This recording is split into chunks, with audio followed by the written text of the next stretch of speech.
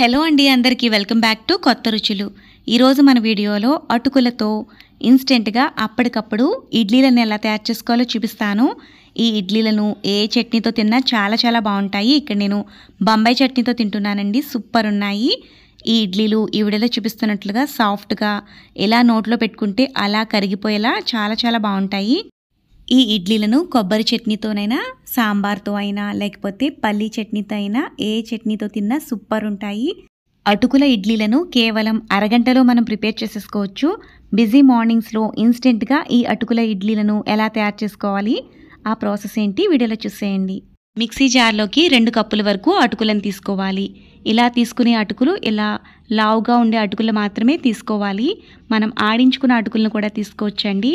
ఎలా తీసుకున్న అటుకులను మరీ మెత్తని పొడిలా కాకుండా ఇలా కొద్దిగా బరకగా ఉండేటట్టే మిక్సీ పట్టుకోవాలి. ఇలా మిక్సీ పట్టుకున్న ఈ అటుకుల పొడిని పక్కన పెట్టుకుందాం. ఇప్పుడు వేరొక గిన్నె తీసుకుని ఇందులోకి ఏ కప్పుతో అయితే అటుకులను తీసుకున్నామో అదే కప్పుతో 2 కప్పుల వరకు ఇడ్లీ నూకను తీసుకోవాలి. ఇడ్లీ నూకను శుభ్రంగా 2-3 సార్లు బాగా వాష్ చేసుకుని పక్కన పెట్టుకోవాలి. ఇప్పుడు మిక్సింగ్ బౌల్ తీసుకుని ఇందులోకి అటుకుల పొడిని వేసుకోవాలి. అలాగే ఇడ్లీ నూకను కూడా నీళ్లు లేకుండా ఇలా గట్టిగా పిండుకుని వేసుకోవాలి.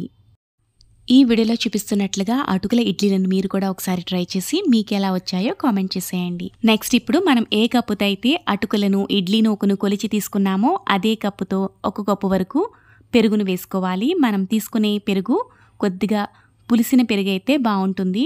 ఇందులోకి మీరు మజ్జిగను కూడా వేసుకోవచ్చండి. మజ్జిగ వేసుకుంటే కనుక 2 కప్పుల మజ్జిగ వరకు వేసుకోవచ్చు. అలాగే ఇందులోకి రుచికి సరిపడా ఉప్పు వేసుకోవాలి.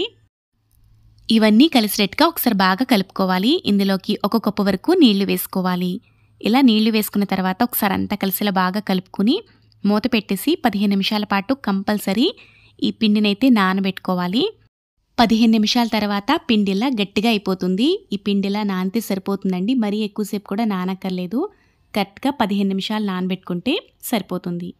ఇందులోకి కొద్దిగా నీళ్లను వేసుకుంటూ కలుపుకోవాలి. మనం ఇడ్లీలు వేసుకుంటాం కదా మినపపిండితో, ఆ ఇడ్లీ పిండి కన్సిస్టెన్సీ ఉంటే సరిపోతుంది. మరీ ఎక్కువగా లూజ్గా కూడా ఉండకూడదండి. ఇలా వీడియోలో చూపిస్తున్నట్లుగా ఎలా ఉంటే సరిపోతుంది బ్యాటర్ కన్సిస్టెన్సీ అనేది. మరీ ఎక్కువగా లూజ్గా ఉన్న ఇడ్లీలు వాటరీగా వచ్చేస్తాయి. ఈ వీడియోలో చూపిస్తున్నట్లుగా ఎలా కలుపుకోవాలండి. పిండి అయితే మనకు రెడీ అయిపోయింది. ఈ ఇడ్లీలు కొద్దిగా సాఫ్ట్గా రావడం కోసం ఇందులోకి చిటికెడు వంట సోడాని వేసుకోవాలి. ఇలా వంట సోడా వేసుకుని ఒకసారి అంతా కలిసేలా బాగా కలుపుకోవాలి. ఇడ్లీ వేసుకోవడానికి మనకి పిండి అయితే రెడీ అయిపోయింది. ఇడ్లీ ప్లేట్స్కి కొద్దిగా ఆయిల్ అప్లై చేసుకుని ఇడ్లీల కింద వేసేసుకోవడమేనండి. ఇలా ఆయిల్ అప్లై చేసుకుంటే ఇడ్లీ తీసుకునేటప్పుడు మనకి ఈజీగా సెపరేట్ అయిపోతాయి.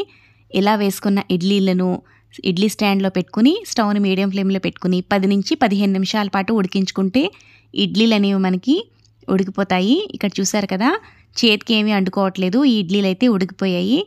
వీటిని తీసేసుకుని వెంటనే తీసుకోకుండా కొంచెం చల్లారిన తర్వాత తీసుకుంటే మనకి చాలా ఈజీగా ఇవి సెపరేట్ అయిపోతాయి. చూసారు కదా, ఇన్స్టెంట్గా 30 నిమిషాల్లో ఎలా అటుకుల ఇడ్లీలను చేసుకున్నా ఈ అటుకుల ఇడ్లీలు సాఫ్ట్గా చాలా చాలా బాగుంటాయి. ఏ చట్నీతో తీసుకున్నా బాగుంటాయండి. మీరు కొబ్బరి పచ్చడి, సాంబార్ అలా ఏ చట్నీతో తిన్నా ఇడ్లీలు సూపర్ ఉంటాయి.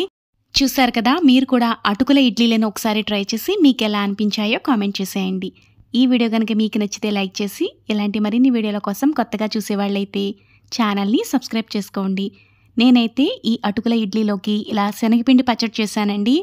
ఈ పచ్చడి కూడా ఇన్స్టెంట్గా అప్పటికప్పుడు అయిపోతుంది మనకి. చాలా చాలా బాగున్నాయి. ఇడ్లీలు చూసారు కదా, సాఫ్ట్గా ఎలా నోట్లో పెట్టుకుంటే అలా కరిగిపోయేటట్టుగా సూపర్ ఉన్నాయి. Thanks for watching friends. Bye bye.